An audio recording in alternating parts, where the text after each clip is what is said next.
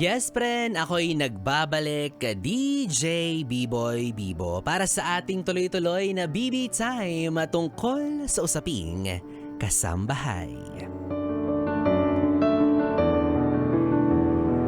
Shout out po sa lahat ng mga yes friend natin na kasambahay na sa mga oras na ito ay gising pa at abalang-abala sa pamamlansya.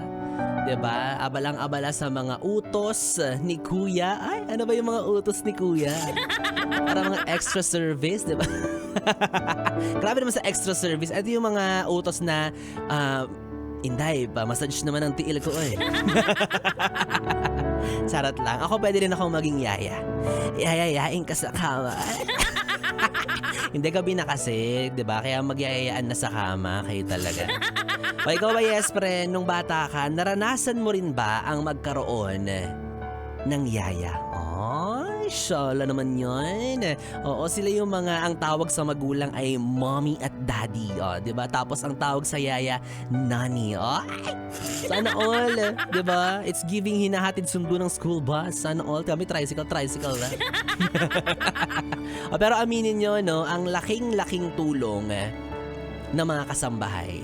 'Di ba? Grabe yung serbisyo na ginagawa nila para sa buhay ng ibang tao na hindi nila kapamilya.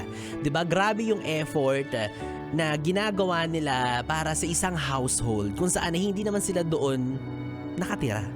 'Di ba? Kaya tonight, ito yung usapan natin para sa kanila to appreciate them, especially most of our helpers or kasambahay are women, 'di ba? Part na rin to ng women empowerment dahil ngayon ay sineselebrate natin ang Women's Month, 'di ba? To acknowledge, to recognize the effort, 'di ba? Yung galing, husay at serbisyong ibinibigay ng mga kababaihan. Although meron din naman tayo mga yes friend na kasambahay or helper na lalaki, pero doon muna kayo sa gilid.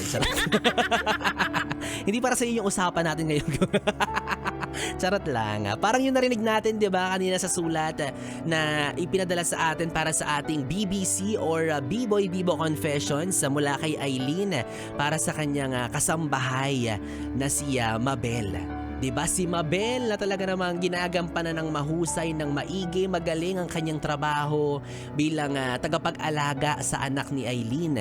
Diba? And ano bang matatawag natin? Ano masasabi natin about sa story na yon na si Eileen ay nakakaramdam ng pagkaselos sa kanyang kinuhang kasambahay kasi yung anak niya ay mas nagiging close pa doon kay Mabel kumpara sa kanya. Well, ganun talaga siguro, diba? Kasi ang mga bata naman, kung sino ang kanilang kinagisnan, kung sino ang kanilang laging nakikita at nakakasama, doon sila mas malapit.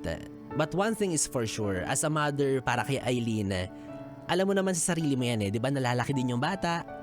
Time will come na marerecognize ka niya as ikaw yung totoong magulang niya or ikaw yung nanay niya na sa'yo siya nagmula, di ba? At si Ate Mabel magiging part din siya ng core memory ng anak mo na once in his life ay nagkaroon siya ng guardian? Diba? Nag-alaga sa kanya, diba? Nag-hone sa kanya para maging isang mabuting tao. And for me, kung ano man yung mafe-feel mo dito, Ate Eileen, it's dapat grateful diba? Gratefulness. Yung maramdaman mo na kasi totoo yung sinabi mo kanina na ang hirap-hirap makahanap ng mapagkakatiwalaang babysitter. So as you observed sa mga CCTV footages na nakikita mo sa tahanan ninyo, 'di ba? Malaki at magaan sa loob ng magulang na makita mo na yung anak mo ay maayos na pinoprotektahan, maayos na inaalagaan, 'di ba? Kaya kudos para kay Ate Mabel at kay Ate Eileen. Alam mo na hindi rin madali yung pinagdadaanan ng kasambahay mo dahil meron nga rin siyang mga anak na napapabayaan niya dahil sa nature ng work niya. Yun yung bittersweet part ng trabaho niya na nakakapag-alaga siya ng anak ng iba pero yung mga anak niya hindi maalagaan. Still, ginagawa niya rin yun para sa mga sarili niyang anak, 'di ba? So dapat more on appreciation yung maramdaman nyo sa kanila, 'di ba? Kaya alam nyo, maswerte rin talaga yung mga may kakayahan na kumuha ng sariling kasambahay, 'di ba? Imagine, napapagaan nila yung mabibigat na trabaho sa bahay ninyo. Before, mas kilala sila bilang katulong. Pero ngayon, sabi nila, politically incorrect na raw yun. So, kasambahay na, 'di ba? Pero regardless, ibigay natin sa kanila yung karapatan nila, 'di ba? Ano man ang tawag natin sa kanila, katuwang, katulong, kasambahay, helper, whatsoever.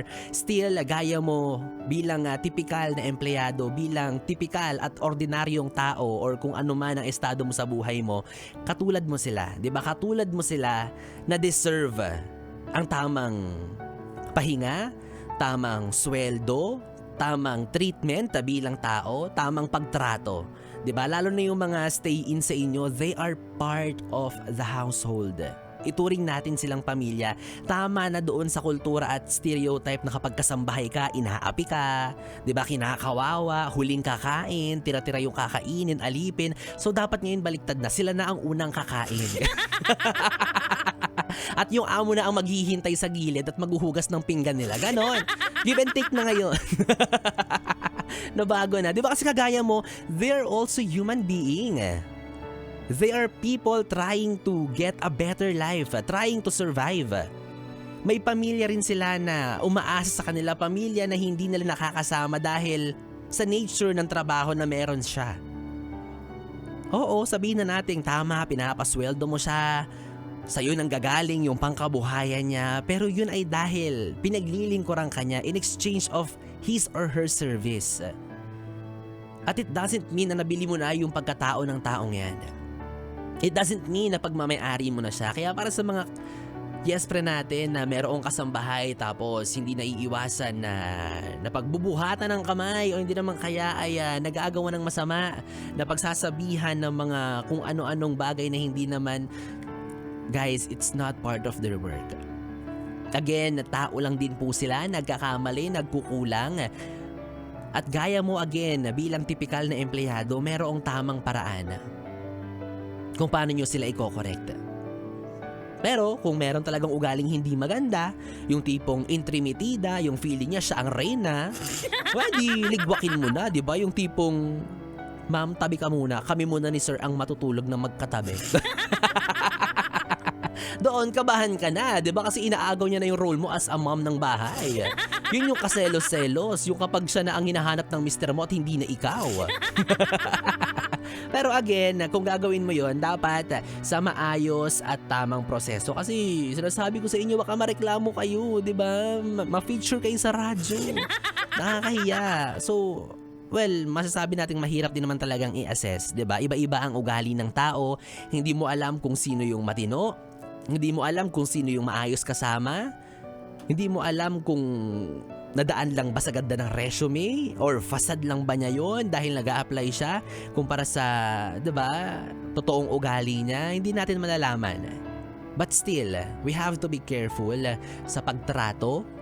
We have to be careful sa pagkuha, 'di ba? Kaya hindi rin talaga agad-agad yung magtiwala. Kaya ang swerte-swerte po ng mga helper/master na harmonious yung relationship, 'di ba? Parang example, Piolo Pascual at Yaya Moy, Small Laude at saka si Lot Lot. Oh. Kilala mo ba yung si Lot Lot? At saka si Keith Talents, tapos si Yaya Ina. Oh, ewan ko lang si Yaya and Angelina. Hindi ko sure kung bati na sila. Ay nako. So bottom line ng ating usapan ngayong gabi mga yes friend, it takes no peso to be kind. It costs art.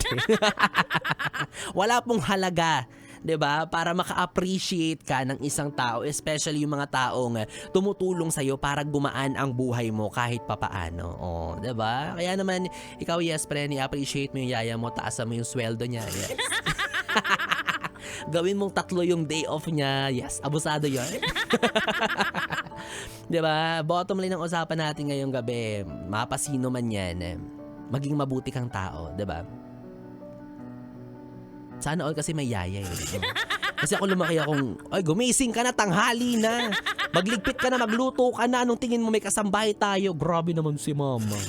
Na para bang ako yung ginawa niyang yaya. Charot lang. Ayoko maging kasambahay mo. Gusto ko maging kasambuhay mo. Ay nakawala, anyways mga yes friend, para sa ating mga minamahal na kasambahay, eto na, makinig kayo ng maigi dahil baka eto na ang chance ninyo para magkaroon kayo ng tips sa inyong trabaho dahil ito na ang hotdog namin sa inyong ACS! Pera, pera! Pera, pera lang yan! ACS! Pera, pera! Pera, pera lang yan! ACS! Yes, friend! Kung gusto mo ring makatanggap ng tumataginting na 500 piso, ituloy-tuloy mo lang ang pakikinig mo at syempre lakasan mo na ang volume ng radyo mo dahil baka pangalan mo na ang babanggitin ko. Ito na ang mga maswerteng nakatanggap ng tumataginting na 500 piso. Oo, 4 po ang nananalo dito araw-araw sa aming istasyon. Ganon kami kagalante. Ewan ko, ba't lumilipat ka ng ibang istasyon eh? Andito na yung pera, nandito na yung saya, nandito na yung entertainment, nandito na yung pinakamasarap na DJ, B-Boy Bibo. Kapal lang mukha. Kaya ito na nga mga yes friend, ang resulta ngayong araw March 6 mula sa programa ni Rico Pañero, Sexy Megan, Maria Morena at Laika Barista. Congratulations! Lukman Anding, Eileen Cruz, Grace Juliano at Marilyn Siasico. Kaya naman ikaw yes friend, kung gusto mo ring manalo at makatanggap ng papremyo mula sa mga paborito mong DJs, ituloy-tuloy mo lang ang pakikinig sa 101.1 Yes FM. At eto pa ang pinakamahalagang mechanics. Ha? Dapat nakafollow ka sa Facebook page ni DJ B-Boy Bibo. Utang na loob. Utang na loob naman, ha? I-follow mo na ako, DJ B-Boy Bibo, DJ B-I-B-O-Y, B-I-B-O sa Facebook, Instagram, TikTok, X, lahat yan meron ako, OnlyFans na lang wala. Sabihin mo lang gagawa na rin ako. At syempre, tuloy-tuloy mo lang din ang pakikinig sa 101.1 Yes FM at ang patuloy na pagtangkilik sa mga produkto ng ACS Manufacturing Corporation tulad ng Pride Detergent. Muli yan handog sa atin ng ACS! ACS! ACS! Yes, friend! 3 oras na BB Time. Ang ating pinagsamahan na kapiling nyo po ang bibi nyo sa radyo, ang DJ na mabilis bumayo ang dila sa mikropono. Ako po si DJ B-Boy, Bibo. Magkasama at magkarinigan tayong muli bukas. Sana all weekend tapos walang pasok ng weekend. Ano ba naman yan? Kahit Sabado lang tatrabaho tayo. Tulog na ba yung boss ko? Yes, friend, makakasama mong muli si B-Boy Bibo bukas araw ng Sabado 2 p.m. to 6 p.m. para sa ating programang Stick to One dito lang sa istasyong No Problem, ang 101.1 Yes FM. Solid! Oras natin, 11:40. Good night, BB. Mwah, mwah.